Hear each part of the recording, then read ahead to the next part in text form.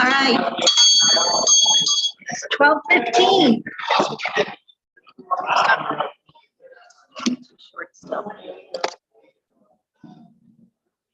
All right, first of all, welcome to the Rotary Club of Florence, serving all Boone County. I want to start with a moment of silence right now. If you have not heard, or you may have seen the email over the weekend, Etienne Badillo passed away this weekend, and he was our club president from 2005 to 2006. So join me in a moment of silence.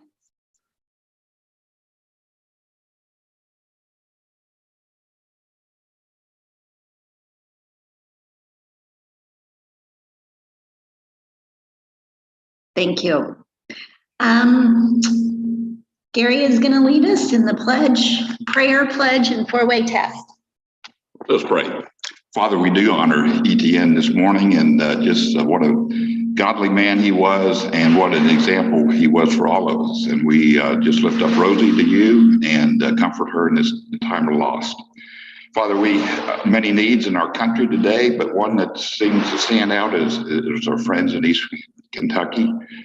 Just pray for those flood victims and open our hearts to what we might be able to do, and just touch our hearts in that way. Father, we thank you for all your gifts and many of blessings, too many to mention, and we're grateful. In Jesus' name we pray. Amen. Pledge allegiance. Pledge allegiance. And to the republic which stands one nation under God, indivisible, with liberty and justice for all. And the four-way test of the things we think, say, or do. First, is true. Second, is there all concern. Third, will it build good. And fourth, will be beneficial to all concerned. One other thing, I understand we have a birthday today. Carrie, is it your birthday today? It's only fitting that we sing Happy Birthday. Happy birthday to you. Happy birthday, dear Carrie. Happy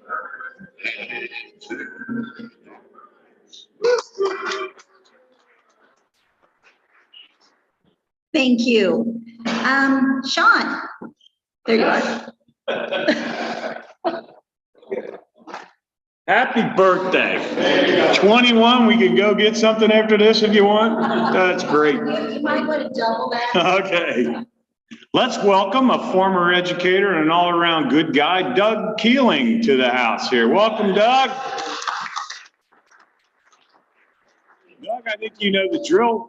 What do you do other than be the lesser half of Barb Keeling? Yeah, keeping her alive. I like that. That's good.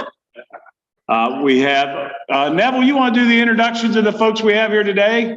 The father-in-law, that's really cool. I wanted to hear him talk, though, to everybody. I like that voice.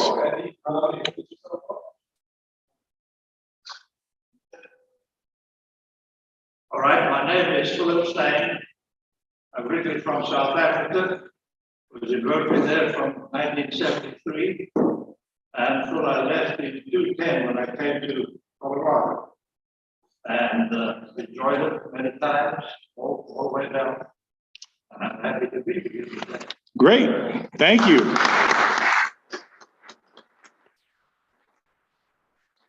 And Neville's wife is here as well. Go ahead, Neville. I'm Doreen Buchanan. I work for Northern Kentucky Community Action and Get Started. Oh, great. Welcome. Super. And we have a photographer in the back, so make sure your good side is out all the time. We have Chad Brady. Welcome, Chad, with Boone County Schools. Is that right? All right. Welcome, Chad. The Reds and Bengals are doing fine. We have no complaints there. The Bengals had 28,000 for their game. The Reds have had 28,000 3 times this year. So we will know that. And the Bengals, that was for a practice. So that was very good. And I'd be remiss if I didn't mention our old buddy Etienne and the way he added a lot of class to this organization. And he was a deeply, deeply great man. And he and his wife were a great team to everything here at Rotary, and everything Gary says is echoed by all of us here. And he fought the good fight for a longer time than a lot of us. So yes, we think about Etienne, but a lot of our prayers might be guided towards Rosie as well, because she's been a caregiver for somebody for that long. And Etienne was one of the most brilliant people I've probably ever met. He spoke in volumes about all kinds of topics and all kinds of things. And then every now and then, as a sergeant of arms, I have to ask people, okay, that's enough. I did you a couple of weeks ago, I apologize. But one day I was sitting here and I thought, man, Etienne, that's the greatest prayer I think I've ever heard. I could listen to him all day. Then I realized I was listening to him. Good man.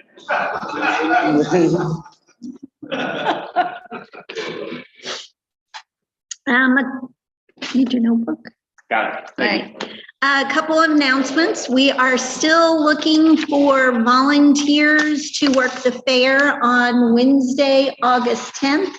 We have 2 openings from the 6 to 8 time slot and 4 openings.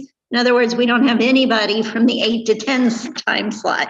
So we'll have this back at the table where you find Brad and Ian sitting. So we'll get that back there.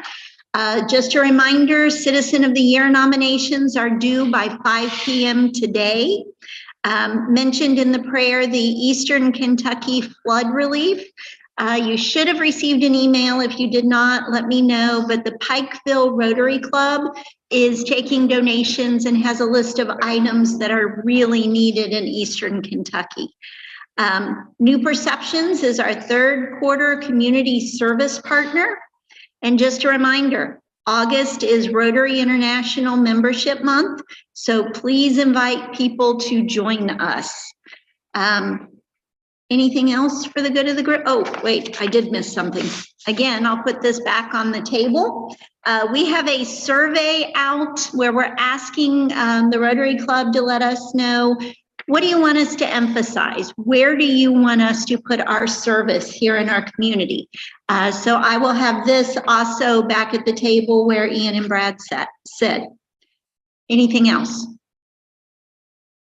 All right, how about happy dollars? Anybody have anything over this last week that you want to, yes? I just want to remind everybody, HN always said one thing. We say, we love you. Mhm. Always said that. Yeah. He was a loving person. I'm so sad to hear you. I thought you said that to me. Sorry, Mary. Everybody was special to Etienne. Anyone else? No? All right. Sorry, I know you just picked that up. Julie is going to introduce our speaker today. Let's stuff out of your way. So today with us, we have our superintendent of Boone County Schools, and I've had the pleasure for the last 6-7 months of serving as chair and working with Matt and just realizing how forward-thinking he is, how strategic he is, and that we are blessed to have him as our superintendent. So I'm going to keep it nice and short so that way we can get to Matt.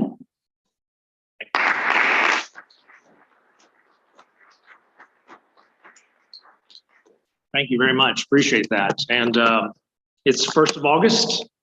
And so the kids are a little disappointed that school's coming around, and the parents are very excited that school's coming around. But also just want to mention a little bit what was said in the prayer with the devastation over in Eastern Kentucky and what's going on in those communities. And there's a call earlier this morning with all the superintendents in the state getting together to see what help do they need, what type of services or support can we provide to them. So just keep them in your thoughts and prayers. If there's a way that you can help, please do so.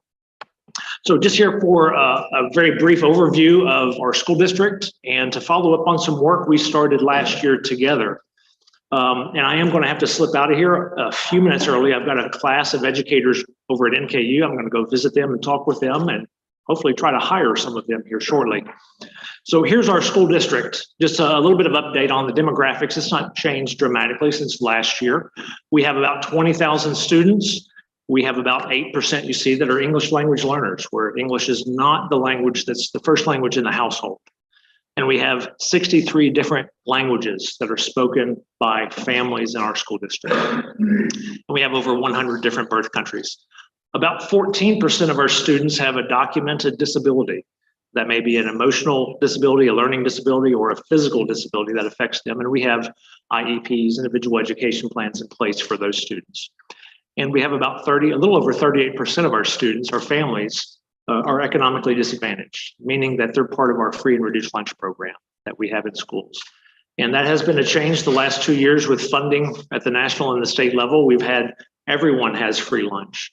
This year, we're moving back to where only those students that qualify, those families that qualify will be having free lunch.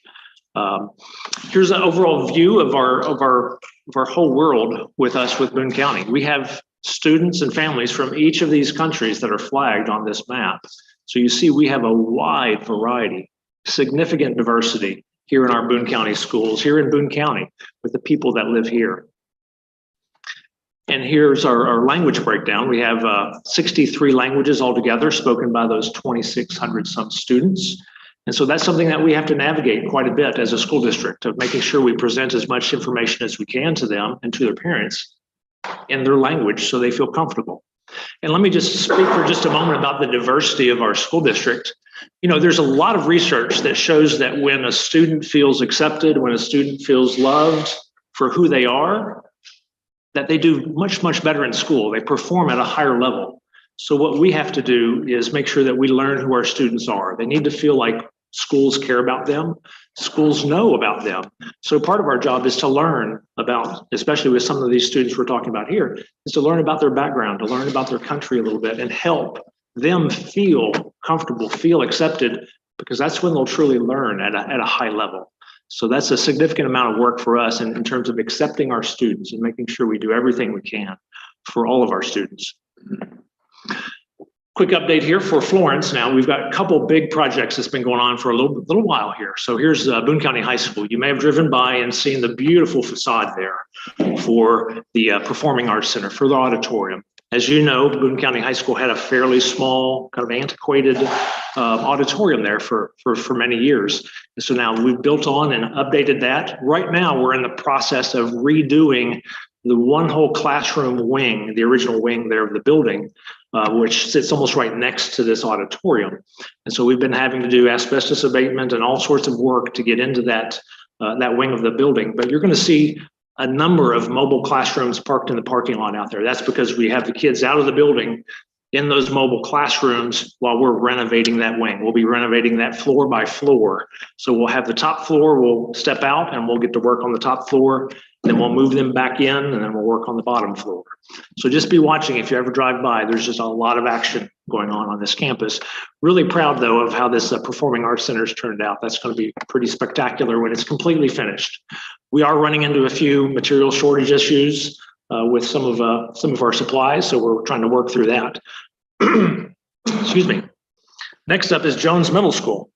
We're adding 8 classrooms to Jones Middle School, so much needed there because that community there has been growing, and so we've started to run out of space. So this view right here is right from the front of the building off to the right. If you know, there's like a little football field and a baseball field there to the right of the school. It's just pushing out from the school. So it'll have 4 classrooms on the first floor, 4 classrooms on the second floor going right into the building. So both those projects are moving along fairly well, other than some of the supply shortages that I just mentioned, but really good work happening there. We're really going to be excited for those to be finished here, hopefully for the next school year. So last year, kind of changing gears with you, last year, I asked this question of you and everyone here in the Rotary when I had my meeting with you last year. What are the hopes, dreams, aspirations that we have for our kids? And we put that down and we started asking a couple other questions. You know, what are the competencies? What are the mindsets? What are the skills that our graduates need to be successful in life and also successful in the workforce? So really appreciate the work and some of the answers you gave to that question. We additionally asked, what if we take together the work as a community, the work as a school district, and we decide upon what are those things that we feel are crucial for our kids? What would we then need to do to clarify and identify those? So I recorded some of the things, some of the ideas, the information that you gave back at that time. And then I started going to some other places and gathering the same thing. Judge Moore had me at the fiscal court and we spoke and we talked about the same thing with them and gathered thoughts from those on the fiscal court, Florence City Council, the Union City Council, of course, the Rotary Club, and also went to the Boone County Business Association, asking those same questions.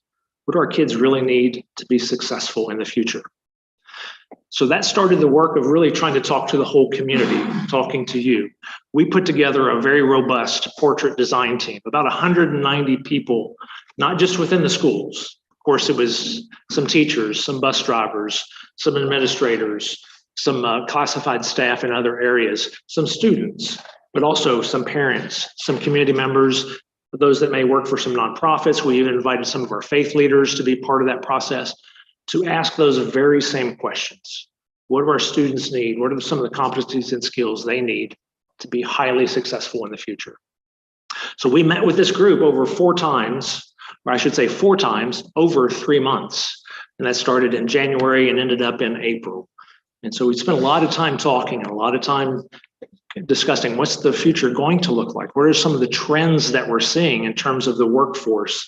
And it could be anything from their use of electronic devices and computers to what we see going on because of some of the aspects of the pandemic and how that affects, people and it affects the workforce. Right in the middle of all that, we put together a business leader roundtable. Judge Moore was helped with that, along with in Northern Kentucky Triad and the Workforce Investment Board. We brought together a group of leaders to really talk to them, not about the whole thing about the competencies in the graduate, but what do you need in your workforce? What do you need for students graduating from our schools to be prepared and to be highly successful at your businesses? So kind of the same question, but just from a very different perspective of the business leaders. What do you feel like we need? So we gathered that information as well. And this is what we came up with. This is the information that came out of it. So we decided upon 5 major competencies that we're going to work with our schools, work with our parents, and continue to work with the community on. What do these mean, and how can we help our students by the time they go from K through 12 to have some skills and abilities in these areas? So we'll talk through those just very briefly from each of them, but I will say very clearly, I remember this group, collaboration and communication. Heard communication a lot, that we need kids that can communicate well in writing, in a spoken fashion as well. And we need kids that can work together with each other and be teammates and be partners and be able to collaborate at a high level. So that was one piece that came out there. So we'll talk a little bit about each of these. And just in a very general sense, part of our job right now is working to put some words to some of these, to what exactly that means and what might that look like? Because we're going to start talking with our teachers from grades K through 12. What's communication look like for a first grade student? What's communication look like for a 9th grade student? And start working through showing them, here's what we want, and also helping with our teachers decide how can we help teach them these things in addition to their regular content work that's going on, in collaboration with that content work that they're teaching in their classrooms. So just a little bit of information there about a strong collaborator, someone that embraces curiosity, experiences new ideas. They seek and contribute and respond to feedback. We want someone that can work together at a high level. And a learner's mindset. And this is one I feel very strongly about, and I think you as well do. You can never stop learning. You have to keep growing and keep continuing to work and read and learn and listen from others and learn from others. It's critically important. As an educator, that's certainly what we want our kids to do. It doesn't stop when you graduate high school. It doesn't stop when you get your diploma if you graduate from college. You know, it doesn't stop when you join the workforce. Actually, it might ramp up a little bit depending on where you're working, what you're doing. So we want to have lifelong learners. One other one that was very, very strong across the groups was just being a good citizen and being someone that understands the rights and the obligations of you being part of a larger society, and valuing and embracing diverse cultures, other unique perspectives, and having respect and open dialogue about those things. And then lastly, the one was integrity. I think I really like this one as well, and I was glad this kind of cultivated out of that work of, we want young men and young women of integrity. We want them to have trust and be respected and give respect. We want them to demonstrate integrity in all situations. So I'm really pleased, really proud of what we came up with, and your group was a great part in giving some good information into making that happen, and what are some of the things we want for our kids. This little grid right here, that's just a little example of what we were doing with some of this work as we start to sketch out what's it look like in 1st grade, what's it look like in 12th grade, and in between. And again, this is not going to be detailed work that we do in every single grade every single day. It's going to be work that's kind of incorporated into the things we already teach with kids, but it's going to be clearly defined where kids can kind of see, if they see the target, and some of our students that are kind of go-getters, well, they're going to work on that. They're going to work on whatever that next level is. Our job as educators is to define what it isn't, so that you can continue to work and continue to grow. You can go ahead and go to the next one, Julie. So here's the next part of our journey here, with this portrait of a graduate having worked with the community to put that into place and to get the desires and the dreams of the community on paper, so to speak. We're defining priority areas. We're going to put together a strategic plan for the next 4 years that we're going to define what are the things we want to accomplish in this 4-year term. What are the things that we want to make happen? So we're going to put those into 4 major areas, the big strategic priority areas. Measures of student success, that would be their academic work. That would also be measuring those things that we think are very important for students for their future. Like, for example, one of the greatest factors in determining whether a student is successful and happy and has a fulfilling life after high school is whether or not they're involved in extracurricular activities. There's significant research in that if you're involved in extracurricular activities, whether it's a sport or whether it's a club, you're engaging with people, you're pushing and you're learning in a very different way through that activity. And so that's one of those things we want to measure. So what are some of those measures that aren't simply academic, that we want to really define and find out what's going to be helpful for our students for them to be successful in the future. The other three areas there are just the empowered workforce. We need a workforce to make all that happen. And we need to continue to work and get better at training and preparing educators and people working for our students and for our schools. And that's partly why my reason for running over to NKU here shortly to talk to some educators. Stakeholder engagement, that's part of engaging the business community, part of engaging our parent community, and just the community as a whole. You know, what are the wants and the desires and the needs of our community? Making sure we're responsive to that. What are some things, some goals we need to set in that area? Because we want to engage you as business leaders, as community leaders, more within our school.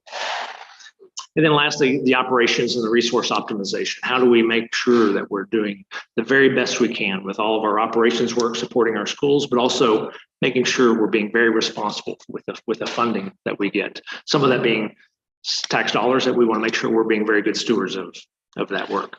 So we're currently working on objectives and strategies for those four big areas right now. That'll take us about a month or two to work through that. And then I'll be sharing a little bit more with you, hopefully after that as well. Kind of show you where we are. Is that our last one, Julie? Okay. So thank you for the time to present. And I hope that made sense. And I hope it connected back to the conversation we had last year. Have a little bit of time for questions. So some of you have some questions. Yes, sir. Something that you just said talks about the process that you're going through. And wondering if maybe there was value to come back. You just mentioned that you're working through some of the objectives. Coming back and giving an update on that process. I don't know if that's a 6-month conversation or if maybe we need to wait until the end of this time. I'm just wondering if you should come back and see get some more. Yeah, I'd be glad to come back in 6 months and tell you here's where we are right now. I'd be glad to. I think that could be useful. Don Ball, we're looking for speakers coming up. So I heard that. You just need a speaker. Yes. I'm still trying to wrap my head around this. Languages. I know in the late 70s when I was in high school, we're all pretty foreign languages. We got to keep one. You paint a picture of how that works. Yeah. Well, it's a serious challenge. It is a very significant challenge. Let me say that. We do a pretty good job with it, but it's very hard. You know, it's impossible to have 63 different interpreters available for anyone and everyone there. So there's a lot of steps that go through that. We do have translation services. We do have English language learners, teachers. So depending on a student's fluency level in English, they may qualify to be an English language learner or not. There's a 3-stage process with that. And we work to help students learn English to graduate out of that, so to speak. So we have a lot of resources to make that happen. We also, and simply translation services is not the basis of it or the most significant part. We have to help students learn the language, but also there's things where students of any language can understand. For example, I was a math teacher and I learned very quickly, no matter their language, they understood math. They knew the numbers and how it would work. They just didn't know the English language or maybe what the instructions are if it was a word problem, things of that nature. So there are some very simple, but very specific things teachers can do to help students learn and understand some, even if they may not understand the language. Actually, right now, we've got significant training going on within Boone County High School, Jones Middle School, Collins Elementary, and several other of our schools in that process. That's called PSYOP. And so that PSYOP training is going on right now for our teachers. But going to your point, it's a very big challenge. We had our district leadership meeting last Monday. And at that meeting, we recruited 4 Hispanic parents because that's our second most spoken language in our school district. We asked them to come in and sit down and talk to us a little bit about how can we help better serve you? How can we better help you as a parent being, this is not your first language, speaking English. None of the 4 could speak English directly, maybe just a little bit. They all did say they could understand what you're saying a little bit, but they didn't have enough skills and abilities to speak back to you. But hearing them talk about, I'm very involved in my son's education or daughter's education. I really want to be a part. I just don't know how. Sometimes I just need someone to kind of help tell me what's the next step or where can I go to help navigate the system. And so that's a constant work that we have to do as a school system to try to help people that may not speak the language navigate through the system. And it's a challenge, and it's not an easy. It's a really good question. Thank you. You mentioned a couple of schools that we have involved with the school plan. What does the population growth look like? What do you see in the next 4 or 5 years? Well, we do see some growth over the next 4 or 5 years with some of the new housing that we're seeing. It's not yet completely come into the school age setting just yet. We have a few additions that we're looking at a couple schools right now.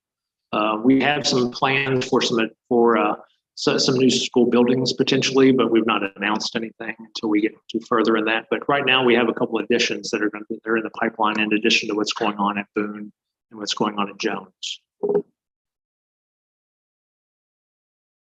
When I was in school, we had a location.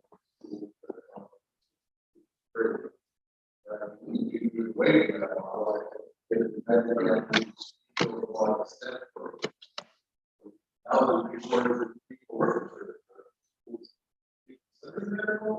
Oh, absolutely, yes. Yeah, and that's a very good point. Moving completely away from that is not a good thing. Right now, we have several programs within our district. Ignite is one, and Ignite has several colleges. And some of those that they have there are very high-level trades, biomedical sciences, computer science. We have our area technical center, which is on the campus of Connor High School, and it has areas such as metal fabrication. And actually, we had a student last year, he was a senior, he was the state champion in metal fabrication. They have contests with that work, and they give them a problem they've got to solve, and they've got to build something in a certain amount of time. So we had a state champion there. He already had a job before he even left high school, and a well-paying job at that. We also have some welding programs. We do a project with our Home Builders Association for our Home Builders program. So we're working hard to try to continue those programs as well. The new one we just added this year is heavy machinery. So we bought 2 simulators to train kids to be able to drive heavy equipment. And so they'll be able to get certified. And we're already working closely with Regular Blacktop because they want to hire them as soon as they're finished. So those are the types of things that we have to continue to work on as a school district. And that's certainly not something we want to move away from. Okay. Is remote learning a thing of the past, or is that something we're still going to see this year? Well, I certainly hope any remote learning due to COVID is a thing of the past.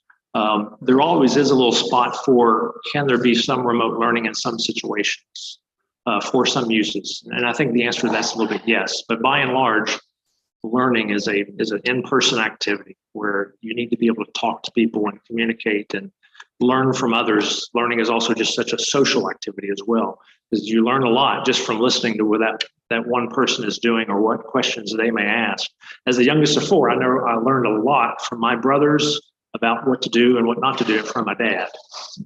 So we learn from others, and so we have to have in-person instruction. There's no doubt about that. But may there be a little piece of that throughout, a small piece. Where are we on the fiscal court helping out the school connectivity in the southern part of the county? How's that all working? Are we getting close? Yeah, I don't know the details of that. Gary might be able to answer that question a little bit better than I can. I know you see the big spindles and spools of the cable all around the county. I don't know where their progress is. Our contract says it will be completed with every single family home by March 23. So we're a little ahead of schedule. First time I said that publicly.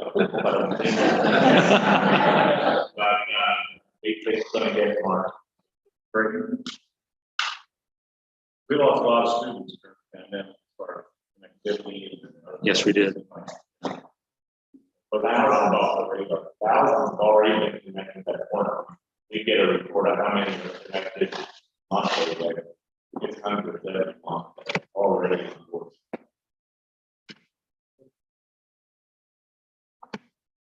Early childhood well as, I know you have an early learning center, you have all the things started. How are those going? It's hard to give a very general answer to that. Are all the kids prepared? I'm not sure you can ever say the kids are all ready, prepared, and when they're coming in. You know, we service right now students that have some diagnosed disabilities and some learning difficulties within what we have with preschool, if you will. You know, we do have funding for all-day kindergarten, and we're very thankful for that. Because that's certainly necessary. We would like to expand. It's going to be significant work in our county to do that across the entire county for the funding and the staffing that we would need to do that. But certainly, I believe in a very general sense, we have to do more in that area. The more we can do, the better it will be for our students, because catching up with students in those early years yields great benefits for them moving forward. Because sometimes those students that don't get early intervention, those are the students that really struggle when they get into grade school, when they get to middle school, they're having difficulties with schooling. They're already behind, if you will. And it's hard to catch them up from that point all the way up until when they graduate high school. I'm sorry. I just want to follow up on something else I thought about on connectivity. You know, we can run broadband down every side road, every street, whatever. But if they don't have equipment or can't afford it, and the school system is using a lot of their resources, you all bought Chromebooks, I believe, for any student. Every student, yes. Every student, they bought Chromebooks. And then the state education has a fund for affordability based on sliding scale. So another partnership with the State Department of Education, Boone County Schools, the county, but it all has to work together. That's true. Yeah, very true.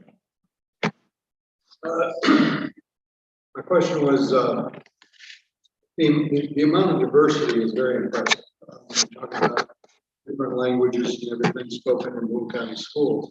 A lot of times you think back to not that long ago that Boone County was kind of a quiet community. And now we have this tapestry of people from all over the place, which I think is great. Are any of the corporations that are bringing people in that are from diverse backgrounds, are they stepping up and helping with the education processes?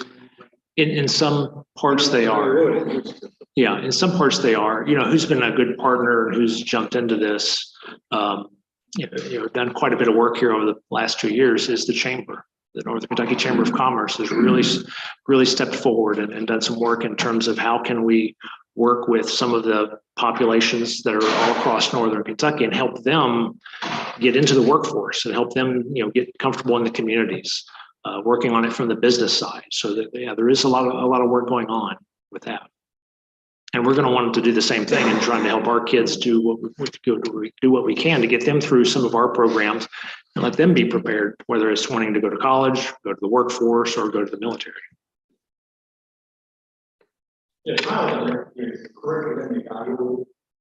How is curriculum evaluated? It's evaluated first at the school level with the teachers, and typically they're teaming where they work together to develop teams. We operate in terms of professional learning communities, meaning that our first grade teachers across the district are basically having the same standards and the same materials, the same work that they're doing with students, so that we have certainly equal access and equal learning across all of our schools. We don't want one student to have a teacher that's so much better and so much further than another teacher that creates a discrepancy. Mind you, we don't want to push things down, but we want to make sure that we have consistent expectations all across the board. So that's where it starts. And then, of course, the principals at the building level have some work with that, where they work with the teachers to be sure that we're teaching curriculum correctly across the whole board. And then essentially it comes to the rest of the superintendent's desk with that. So if you ever have questions about curriculum and what we may be teaching, we have our approved curriculum standards right on the front page of our school district website. And so you could go in and look, okay, what's math look like in 2nd grade? And you could look that up. Or what's history look like in 8th grade? And you could look that up if you wish. You're welcome. Thank you, Matt. Well, thank you.